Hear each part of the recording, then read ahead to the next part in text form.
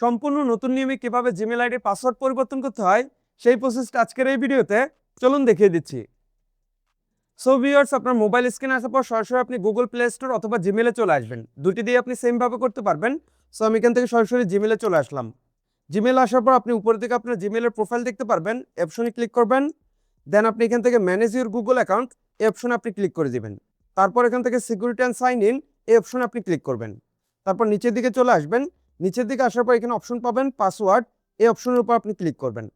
দেন security পারপাসের জন্য আপনার এখানে আপনার ফোনের লক দিয়ে দিতে হবে। সো আমার ফিঙ্গারপ্রিন্ট লকটা আমি দিয়ে নেব। আপনার যদি প্যাটার্ন লক থাকে আপনার প্যাটার্ন লকটা আপনি দিয়ে নেবেন, অথবা আপনার এখানে জিমেল আইডির পাসওয়ার্ড চাইতে পারে। সো আপনার জিমেল আইডির পাসওয়ার্ডটা আপনি দিয়ে দিবেন। দেন নেক্সট স্টেপে আপনি এরকম ইন্টারফেস দেখতে পারবেন।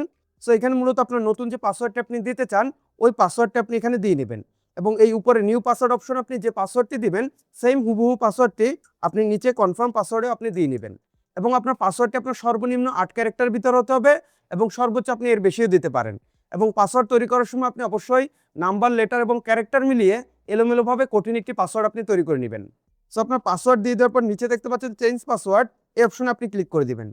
দেন আবার এখান থেকে চেঞ্জ পাসওয়ার্ড এই অপশনে ক্লিক করবেন। চেঞ্জ পাসওয়ার্ড অপশনে ক্লিক করার সাথে সাথে আপনি দেখতে পাচ্ছেন পাসওয়ার্ড চেঞ্জ সাকসেসফুলি। এর মানে আপনার জিমেল আইডির পাসওয়ার্ডটি পরিবর্তন হয়ে গেছে।